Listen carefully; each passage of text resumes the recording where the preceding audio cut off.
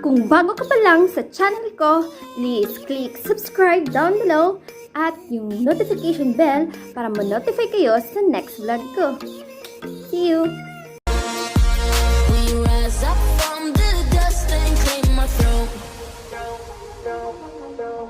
Ngayon po ay ituturo ko sa inyo ang DIY natin or do it yourself egg mask. Ang kailangan po natin sa ating do it yourself egg mask ay egg white at tissue.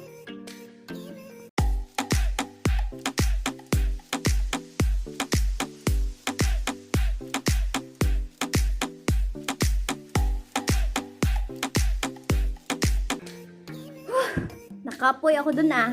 So, ayun.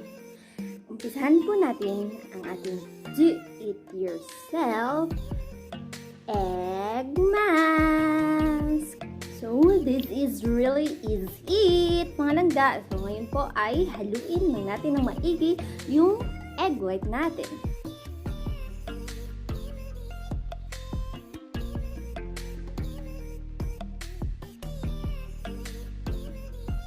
So, nahalo na natin ng maigi. Yung egg white po, nakakatulong po to shrink and tighten our pores. So, nagpapasikip ng mga kulubot sa ating mukha.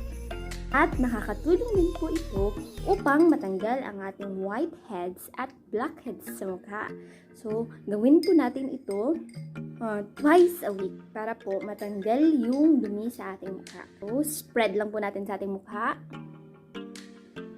And at last I see the light and the stars, the fog has lifted, and at last I see the light.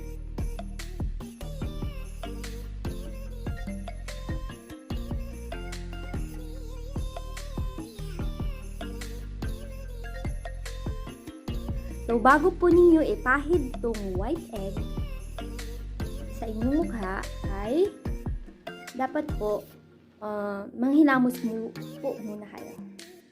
Hilamusan ng maigi. Lagay na po natin yung tissue sa ating mukha. Ayan.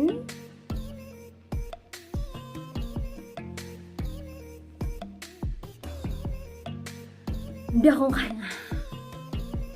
Tapos, cover up po natin ng egg white sa taas.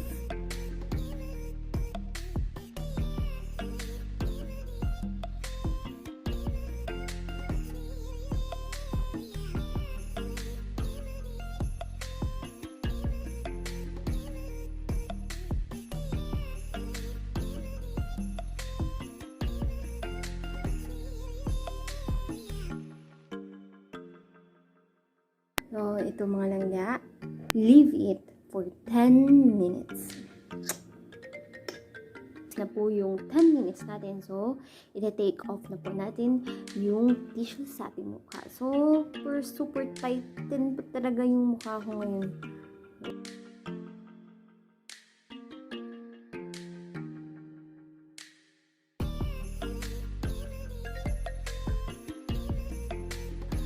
Mga hinamos lang po tayo ng warm water.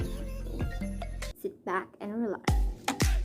Kakatapos ko lang po palangga magpunas. So, yung i-wash po natin is warm water po. So, ngayon po ay dry na yung mukha natin. Maglagay po tayo ng moisturizing cream. Any brand of moisturizing cream na hiyang sa inyong mukha. So, for me, I use for almost 3 months, which is Nature Republic, which is 92% of aloe vera gel, which soothing and moisturizer. Nagagamit po ito to all skin types. So,